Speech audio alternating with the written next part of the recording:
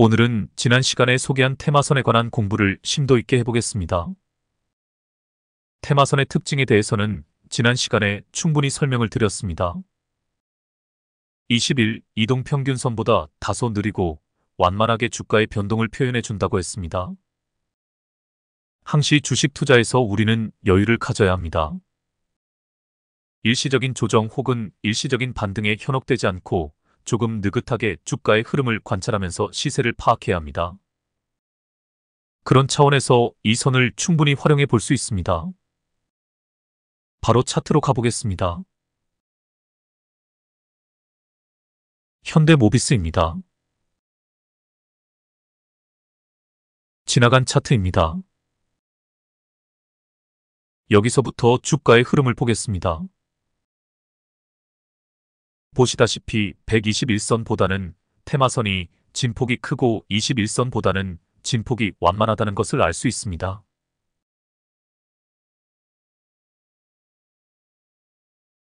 제가 표시를 해보겠습니다. 테마선 돌파 자리들입니다. 하얀 원 부분과 빨간 원 부분을 비교해 보시길 바랍니다. 세 타점 중에서 빨간 원 지점이 좋은 타점이 된다는 것을 알 수 있습니다. 어떤 차이가 있을까요? 그렇습니다. 테마선의 하락 각도를 관찰해 보시길 바랍니다. 테마선의 하락 각도가 상승 추세는 아닐지라도 다소 완만한 지점에서 돌파가 나올 때 좋은 타점이 된다는 것을 알 수 있습니다. 하락 각도가 급격한 지점에서는 치고 가는 힘이 떨어진다는 것을 느낄 수 있습니다. 이 원리는 121선 돌파 자리와 241선 돌파 자리에서 타점을 잡을 때도 동일하게 적용이 되어집니다. 항시 이평선 돌파 자리에서 타점을 잡을 때 염두에 두어야 할 사항입니다. 이제 중요 저항 라인에 선을 그어보겠습니다. 일단 이 선이 이 차트에서 가장 중요한 저항 라인입니다. 또 선을 그어보겠습니다. 이 차트에서 가장 중요한 지지 라인입니다. 앞으로 이 주식은 강력한 호재나 시황에 따른 큰 시세가 나오지 않는다면 이 박스권 안에서 등락을 반복할 것입니다. 그 과정에서 테마선을 활용해 타점을 잡는 것을 연습해 보겠습니다. 지금 저항 라인에 딱 걸려 있지만 돌파할 힘이 없어 보입니다. 제가 결정적으로 이렇게 생각하는 이유는 캔들들 모양 때문입니다. 다음 상황을 보겠습니다. 예상대로 돌파에 실패하고 주가가 밑으로 흘러버렸습니다. 돌파 자리에서 확실한 돌파의 신호가 없이 전전긍긍하는 모습을 보이면 미련 없이 매도를 해야 합니다. 이제 하락 추세 끝에서 반등의 자리를 찾아야 할 때입니다. 반등이 시작되면서 테마선을 돌파하는 자리가 보입니다. 제가 표시를 해보겠습니다. 하얀 원과 빨간 원 부분을 비교해 보시길 바랍니다. 역시 하얀 원 부분보다는 빨간 원 부분이 좋은 타점임을 알 수 있습니다. 그렇습니다. 하락 각도 때문입니다. 테마선의 하락 각도가 완만해지거나 상승 추세일 때 더 치고 가는 힘이 좋다는 것을 알 수 있습니다. 이 부분도 짚고 넘어가 보겠습니다. 하락 추세 끝에 반등하는 자리입니다. 지난 시간에 도로상에서 유턴을 하는 것을 비유로 설명을 드렸습니다. 급한 일이 있어 급격하게 유턴을 해야 하는 상황이 아니라면 보통 이런 그림이 나옵니다. 하락 추세 끝에서 자동차의 속도를 줄이면서 서서히 유턴하는 그림이 나옵니다. 이때 어김없이 도지형 캔들들이 등장하는 것입니다. 그리고 돌파보다는 눌림에서 반등하는 자리가 훨씬 좋은 타점이 된다는 것도 알 수 있습니다. 신고가 영역으로 들어가는 대시세 초입의 돌파 자리가 아니라면 항시 돌파보다는 눌림이 좋은 타점이 된다는 사실을 명심해 두시길 바랍니다. 다음 상황을 보겠습니다. 보시다시피 지루한 보합권을 유지하고 있습니다. 그런데 뭐가 하나 보입니다. 그렇습니다. 이평선들의 배열에 주목해 보시길 바랍니다. 241선, 121선, 그리고 테마선이 정배열되어 있습니다. 특히 241선과 121선의 이격이 살짝 벌어지기 시작하는 지점입니다. 캔들들은 지루한 보합세를 이어가고 있지만 이평선들이 정배열되면서 이격이 벌어지기 시작했습니다. 이것이 무엇을 의미하는 것일까요? 그렇습니다. 이 자리에서 힘을 모으고 있는 중입니다. 항시 도약을 위해서는 힘을 모으는 과정이 필요합니다. 저점을 다진다. 쌍바닥을 그린다. 저점이 높아진다. 삼각수렴이 그려진다. 이런 표현들을 트레이더들이 많이 사용합니다. 이렇게 힘을 응축하고 나서 폭발이 일어나는 것입니다. 차트 분석에서 눌림에서 반등하는 자리, 돌파가 나오는 자리를 찾는 것도 중요하지만 힘이 응축되는 자리를 찾는 것 또한 필수적으로 파악할 줄 알아야 합니다. 특히 이평선들이 정배열되어지는 자리에서 이격이 벌어지는 지점에 주목을 해야 합니다. 이 자리가 힘이 응축되었다가 처음으로 힘이 분출되기 시작하는 자리이기 때문입니다. 물론 여기서 다시 이평선들이 역배열로 전환되기도 합니다. 그것은 개별 종목의 악재 때문입니다. 하지만 그런 악재가 없고 펀더멘탈이 튼튼하고 모멘텀이 있는 종목이라면 여기서부터 시세가 분출이 되는 것입니다. 그리고 시황까지 받쳐준다면 대시세의 초입이 되는 것입니다. 다음 상황을 보겠습니다. 제가 강조하는 캔들이 보입니다. 이 캔들입니다. 돌파 직전에 등장한 큰오빠 캔들입니다. 이전 음봉들을 한꺼번에 잡아먹으면서 윗꼬리가 달리지 않은 장대 양봉입니다. 기준봉이라 할 수 있습니다. 이 캔들에서 돌파를 예상할 줄 알아야 합니다. 거래량도 볼벤 상단을 뚫는 거래량이 발생을 했습니다. 돌파 이후 조정이 나오지만 다시 치고 갑니다. 제가 선을 그어보겠습니다. 전고 돌파에 성공하면서 신고가 영역에 들어섰습니다. 하지만 전고 돌파에 성공했다고 다 날아간다는 보장이 없습니다. 시황이 뒷받침되지 않으면 혹은 강력한 개별 모멘텀이 없다면 다시 조정이 나옵니다. 이 주식은 대형 우량주입니다. 우량주들이 날아가기 위해서는 강력한 이슈나 테마가 필요합니다. 작년에 2차전지 광풍이 불 때 이 광풍을 타고 포스코홀딩스 같은 우량주들이 다 날아갔습니다. 20만원대의 주가가 거의 70만원까지 육박하기도 하였습니다. 주식시장에서는 늘 이러한 테마나 이슈가 붙어야 날아갑니다.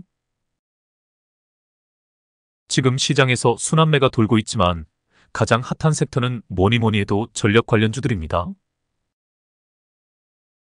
이런 와중에 제가 이 기업에 주목하고 있는 이유가 있습니다. 올해가 가기 전에 친환경 관련 수소연료전지 섹터가 급부상하는 시기가 분명 있을 것입니다. 그 전조 현상들이 조금씩 보이기 시작합니다.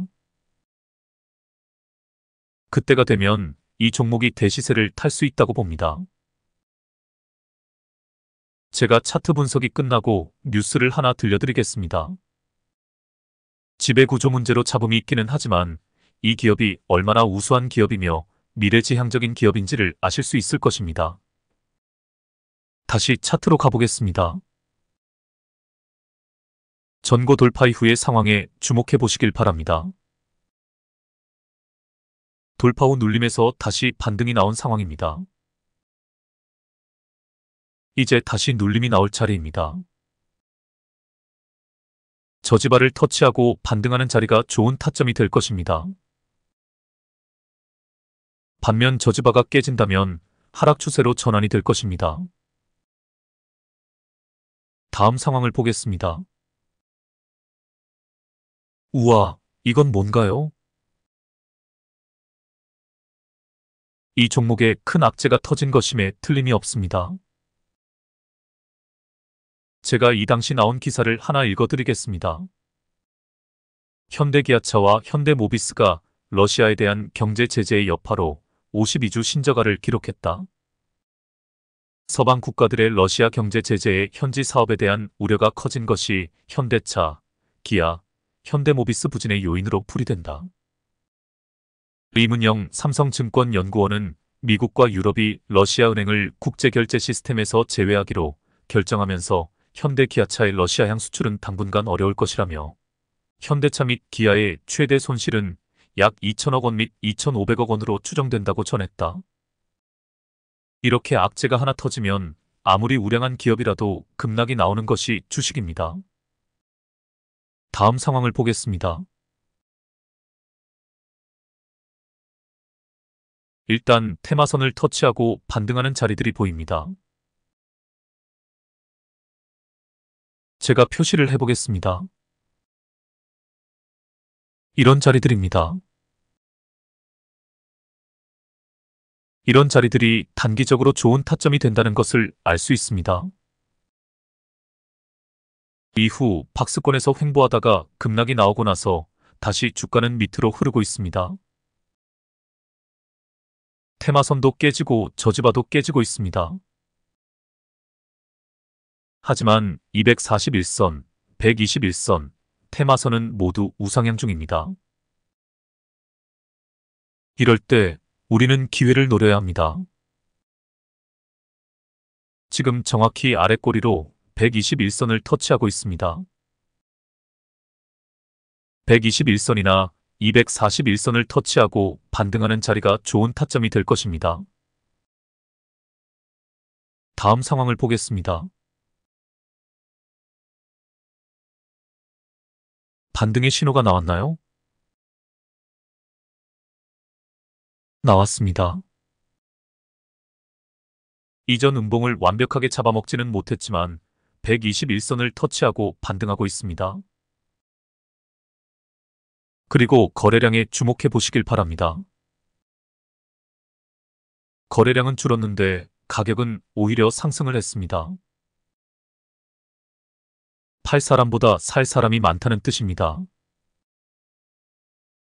매수 타점입니다. 다음 상황을 보겠습니다. 돌파 이후의 상황에 주목해 보시길 바랍니다. 제가 표시를 해보겠습니다. 이 부분에 대해서도 여러 번 설명을 드렸습니다. 장대 양봉의 고점을 깨지 않고 도지형 캔들들이 등장하면 추가 상승을 예견해 볼 수 있다고 했습니다. 물론 주식에 100%는 없습니다. 하지만 손익비가 좋은 자리입니다. 저지바가 깨지면 매도하면 그뿐입니다. 반면 보시는 것처럼 신고가 영역이기에 돌파가 나오면 저렇게 큰 수익을 낼 수 있는 것입니다. 이제 제가 여기서 추세선을 한번 그어보겠습니다. 이전 고점에 주목해 보시길 바랍니다. 이 자리입니다. 추세선 상단에서 저항을 받고 주가가 급락을 했습니다. 이번에도 추세선 상단에 딱 걸려 있습니다. 시황이 받쳐주면 이 추세선 상단을 뚫고 올라가는 경우도 있습니다. 하지만 이 주식은 대형 우량주입니다. 가벼운 주식이 아닙니다. 지금 보기 좋게 우상향하고 있지만 단기적으로 너무 많은 급등을 한 상태입니다. 조정이 나올 수밖에 없는 상황입니다. 다음 상황을 보겠습니다. 주식이란 이런 것입니다. 급등 이후 조정. 이 공식을 기억해 두시길 바랍니다. 조정의 폭이 클 수도 있고 작을 수도 있습니다. 그것은 개별 종목의 모멘텀에 따라 다릅니다. 하지만 급등 이후에는 조정이 나올 수밖에 없습니다. 차익 실현 매물 때문입니다. 그런데 묘하게도 241선과 121선 그리고 테마선은 우상향 중입니다. 즉, 큰 흐름에서는 상승 추세가 지속되고 있다는 의미입니다. 이 부분들에 주목해 보시길 바랍니다. 앞에서 정확히 121선을 터치하고 반등하였으며 이번에도 역시 마찬가지입니다. 그리고 저지발을 돌파하면서 테마선을 돌파하기 직전입니다. 제가 또 선을 하나 그어보겠습니다. 이 차트에서 또 하나의 강력한 저항 라인입니다. 여기서 밀린다면 다시 하락 추세로 접어들게 됩니다. 하지만 이 차트에서 121선이라는 강력한 지지라인을 바탕으로 지금 상승 추세로 전환이 된 상태입니다. 주식에서 제일 무서운 것이 추세라고 했습니다. 하락 추세 끝에서 반등하며 추세가 전환이 되었습니다. 밑에 보조 지표들에서도 추세선들이 모두 살아있습니다. 특히 MACD에 주목해 보시길 바랍니다. MACD 영선을 돌파하며 골든 크로스가 일어나기 직전입니다. MACD 보조 지표에서 최고의 타점이 되는 자리입니다. 이 자리가 앞에서도 한번 나왔습니다. 이 자리입니다. 이 자리가 얼마나 중요한 자리인지 알 수 있습니다. 다음 상황을 보겠습니다. 이게 바로 추세의 무서움입니다. 중간에 일시적인 조정이 나오지만 저지바 내지 테마선을 터치하고 다시 반등을 합니다. 이 자리입니다. 테마선도 저지바와 같은 기능을 한다고 설명을 드렸습니다. 이 선을 돌파할 때 타점을 잡는 것이 돌파 매매이고 이 선을 터치하고 반등할 때 타점을 잡는 것이 눌림목 매매입니다. 이제 다시 긴 하락 추세 끝에 반등하는 자리에 주목해 보시길 바랍니다. 오늘의 주제입니다. 주가는 살아있는 생물이다. 제자리에 멈춰 있지 않고 급락을 반복하기 마련이다. 중요한 것은 추세이다. 하락 추세가 시작되면 침착하게 기다릴 줄 알아야 한다. 반면 추세가 전환이 되는 자리에서 타점을 잡아 상승분을 먹는 것이 스윙 매매의 전부라 해도 과언이 아니다. 이를 추세 추종의 원칙이라고 한다. 중요한 것은 추세가 전환이 되는 시점을 잡아내는 능력이다. 차트의 모든 보조지표들은 이 자리를 찾아내기 위한 수단에 불과하다. 캔들 매매법도 마찬가지이다. 추세 반전의 신호를 놓치지 마라. 이 능력만 갖추게 되면 당신은 이 시장에서 영원한 승자가 될 수 있을 것이다. 이제 제가 시간을 충분히 드릴 테니 차트를 음미해 보시길 바랍니다. 차트의 흐름을 관찰하면서 추세 반전의 신호들이 어떤 것들이 있는지 확인해 보시길 바랍니다.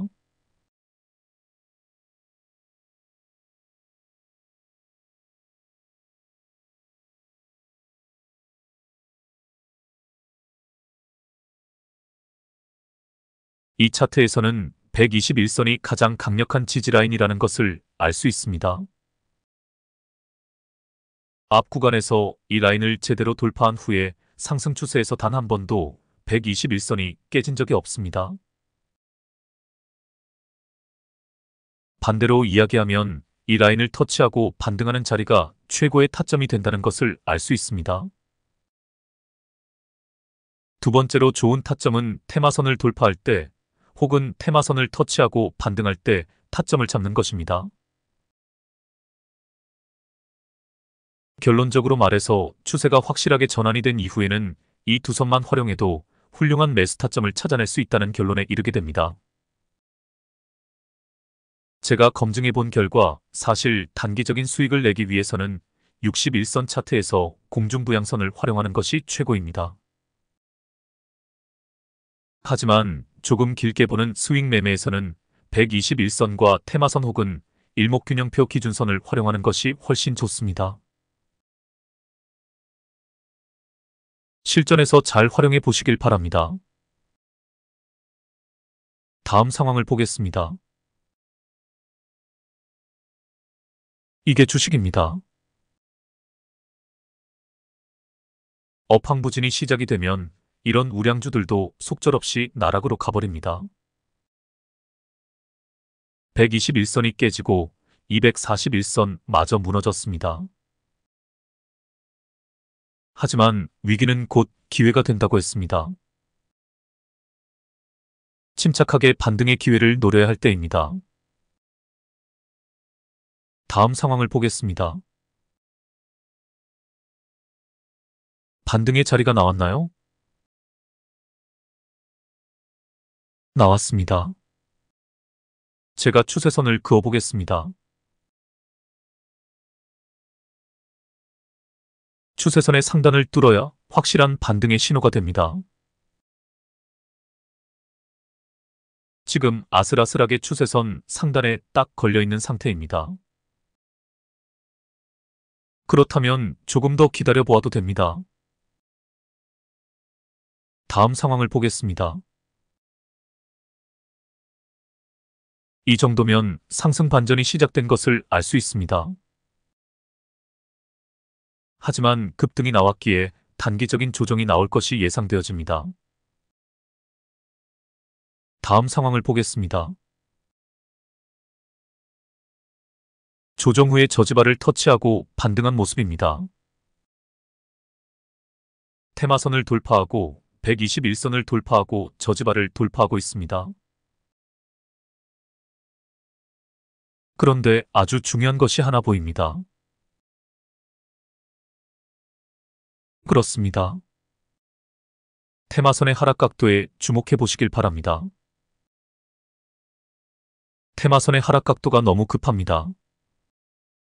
오늘 또 하나의 주제입니다. 테마선 돌파 자리에서 타점을 잡을 때 유념해야 할 것이 있다. 바로 테마선의 하락 각도이다. 테마선의 하락 각도가 완만하거나 상승 추세일 때는 더 치고 가는 힘이 생긴다. 반면 하락 각도가 급격할 때는 치고 가는 힘이 약하다는 것을 명심해야 한다. 다음 상황을 보겠습니다. 역시 예상대로 조정이 나왔습니다. 테마선에 주목해 보시길 바랍니다. 이제 테마선이 거의 수평을 이루고 있습니다. 이런 상태에서 테마선 돌파가 나온다면 치고 가는 힘이 생길 것입니다. 다음 상황을 보겠습니다. 테마선 돌파가 나왔습니다. 테마선이 거의 수평 상태입니다. 아주 좋은 매수 타점입니다. 다음 상황을 보겠습니다. 저항 라인을 2개를 돌파를 하였지만 다음 저항 라인에서 밀리는 모습입니다. 제가 선을 그어보겠습니다. 이 라인도 이 차트에서 아주 중요한 저항 라인이라는 것을 알 수 있습니다. 저항 라인에서 밀릴 것 같으면 미련 없이 매도하고 빠져야 합니다. 다음 상황을 보겠습니다. 이게 주식입니다. 이게 추세의 무서움입니다. 올 1월의 상황입니다. 1분기 실적이 발표되기 전이며 정부의 저PBR주의 밸류에이션 레벨업이 발표되기 전의 상황입니다. 사실 저는 당일 단타 및 2, 3일 단타를 주력으로 하는 사람이지만 제가 스윙 매매를 전문으로 하는 트레이더라면 이런 구간을 노릴 것입니다. 우량한 기업이 기업의 가치에 비해 저평가 구간에 있는 때를 노리는 전략입니다. 쉽게 이야기하면 눌림목 매매라 할 수 있습니다. 특히 과대 낙폭 이후에 반등하는 자리는 눌림목 매매에서 최고의 타점이 됩니다. 다음 상황을 보겠습니다. 정부의 기업 밸류에이션 레벨업 프로그램이 나온 뒤의 상황입니다. 제가 무엇을 이야기하고 싶은지 아실 것입니다. 이렇게 우량주가 저평가 구간에 있을 때 기회를 노리시길 바랍니다. 반드시 반등을 하게 되어 있습니다. 그리고 이 부분에 주목해 보시길 바랍니다. 테마선이 하락 추세에서 상승 추세로 꺾이기 시작하는 자리입니다. 테마선을 추세선으로 활용할 수 있다고 했습니다. 단기적으로 주가가 떨어지더라도 테마선이 상승으로 꺾인다면 상승 추세가 시작되었다고 보고 타점을 잡을 수 있는 자리입니다. 그리고 이 자리도 중요한 자리입니다. 돌파 후 눌림에서 반등하는 자리입니다. 다음 전고 돌파 자리도 보입니다. 제가 선을 그어보겠습니다. 돌파 후 눌림에서 반등하는 자리가 보입니다. 여기입니다. 이러한 맥점들에서 매수 타점을 잡을 줄 알아야 합니다. 하지만 가장 좋은 것은 과대 낙폭 후에 반등하는 자리입니다. 여기입니다. 우량주가 저평가되어 있을 때 우리에게는 항시 좋은 기회가 된다는 것을 꼭 염두에 두시길 바랍니다. 다음 상황을 보겠습니다. 그 전에 추세선을 그어보겠습니다. 딱 보기에도 상승 각도가 너무 가파르다는 것을 알 수 있습니다. 추세선 상단을 부딪힌 후 조정이 나오고 중심선 돌파 후 조정이 나온 것도 보입니다. 이제 오늘 상황에 주목해 보시길 바랍니다. 캔들 모양도 그렇고 상승 각도도 그렇고 중심선 돌파 후 조정이 나오는 것도 그렇고 이제 조정이 나오리라는 것을 충분히 예상해 볼 수 있습니다. 다음 상황을 보겠습니다. 6월 초까지의 상황입니다. 시장의 돈들이 다른 섹터로 몰려다니면서 이 섹터가 소외되어 있었다는 것을 입증해주고 있습니다. 오늘의 주제를 다시 상기해 보겠습니다. 주식은 한마디로 추세라고 설명할 수 있다. 상승 추세가 시작이 되면 그 힘이 소진될 때까지 상승세를 이어간다. 반면 하락 추세가 시작이 되면 그 누구도 그 추세를 되돌릴 수 없다. 시장의 큰 물줄기가 그렇게 흘러가기 때문이다. 이 물줄기를 바꿀 수 있는 힘은 여러분뿐이다. 업황이 반전이 되고 특정 섹터에 시장의 이목이 집중이 되면 추세 반전이 일어날 수 있다. 그때를 노려 상승 추세를 따라가는 것이 스윙 매매의 제일 원칙이다. 이제 상승 반전의 신호가 나왔는지 관찰해 보시길 바랍니다. 나왔습니다. 엠벨선의 지지를 받으며 21선을 돌파하고 있습니다. 보조지표에서도 추세선들이 모두 상방으로 꺾인 상태입니다. 볼벤 상단을 뚫는 거래량도 발생을 했습니다. 다음 상황을 보겠습니다. 오늘까지의 상황입니다. 캔들 모양들이 상승 추세가 좋을 때 나오는 모양들입니다. 장대 양봉의 고점을 깨지 않고 추가 상승을 하고 있습니다. 얼마 전에 제가 자동차 부품주들의 주목을 해보시라고 권해드린 적이 있습니다. 해당 기업은 자동차 전동화, 자율주행 그리고 각종 자동차 부품을 생산 및 판매하는 글로벌 기업입니다. 우리나라 자동차 부품주 1위 기업이라 할 수 있습니다. 뉴스 하나를 보고 마치겠습니다. 앵커님 나오세요. 현대모비스가 최근 3년 동안 미래 모빌리티 핵심 기술 분야에서 약 3,000건에 달하는 특허를 출원하며 미래차 기술 경쟁력을 강화하고 있다. 특히 이 중 30%는 전기차를 포함한 친환경차 분야 특허다. 전사적인 연구개발 역량 강화로 전동화 중심 모빌리티 플랫폼 프로바이더 도약이라는 현대모비스의 미래사업 비전이 구체화되고 있는 모습이다. 현대모비스는 최근 이 같은 내용을 담은 지속가능성 보고서 2024를 발간했다고 25일 밝혔다. 현대모비스는 환경사회 지배구조 ESG 분야의 다양한 성과를 주요 이해관계자들과 공유하기 위해 2010년부터 매년 지속가능성 보고서를 발간하고 있다. 이번 지속가능성 보고서에 따르면 현대모비스는 지난 2021년부터 지난해까지 3년 동안 전동화와 자율주행, 커넥티비티 등 미래차 핵심 기술 분야에서 국내외 약 3,000건의 신규 특허를 출원했다. 이는 최근 3년간 현대모비스의 전체 신규 특허 출원 건수 8,001건 중 40% 가까운 비중을 차지한다. 미래 기술 중에서도 전동화 분야가 특히 눈에 띈다. 최근 3년간 미래차 기술 특허 출원 3,000여 건 중 전기차를 포함한 친환경차 분야만 950여 건으로 30%가 넘는다. 특히 지난 2022년 친환경차 분야 특허 출원 건수는 210건이었는데 지난해는 448건으로 2배 이상 늘었다. 실제 현대모비스는 최근 3년간 전기차용 배터리 온도 조절 시스템, 저전압 및 고전압 배터리 통합 관리 시스템과 통신 방법 등에 관한 특허를 취득한 바 있다. 현대모비스는 지난해 연구개발에만 약 1조 6천억 원을 투입하며 전동화 중심 미래 모빌리티 기술 선도기업으로의 체질 전환을 가속화하고 있다.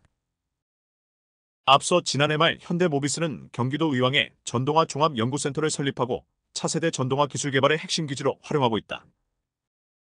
전기차 시장 확대에 선제 대응하기 위해 현대모비스는 국내외 신규 생산 거점도 확대하고 있다. 현대모비스는 올 상반기 폭스바겐의 배터리 시스템 BSA 공급을 위해 스페인에 신공장을 짓고 있으며 국내 울산에도 전기차 전용 모듈 공장을 신규로 구축하고 있다. 북미와 인도네시아에 구축 중인 전동화 부품 생산 거점은 올 하반기 가동을 준비하고 있다. 한편 현대모비스는 올해 지속가능성 보고서에서 최근 그 중요성이 부각되고 있는 ESG 경영 관련 구체적인 실천 의지를 강조했다. 현대모비스는 기후변화 대응, 에너지 사용 관리, 제품의 순환성, 공급망 지속 가능성 관리, 제품 안전 및 품질 확보, 기업 문화 등의 8대 ESG 중요 주제를 선정하고 분야별 관리 현황을 보고서에 상세하게 수록했다.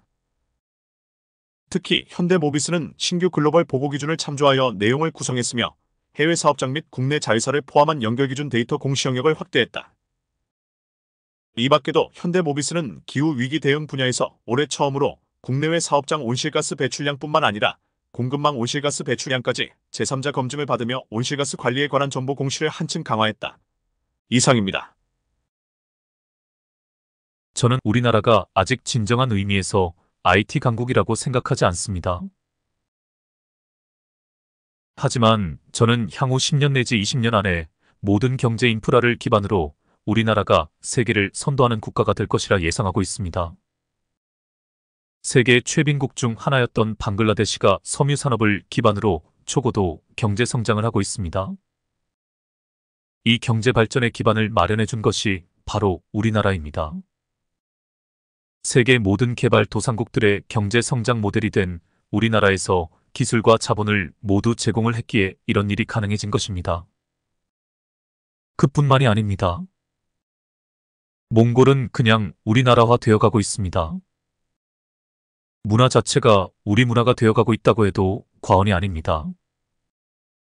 제가 늘 이야기하는 원시반본의 시대이기 때문입니다.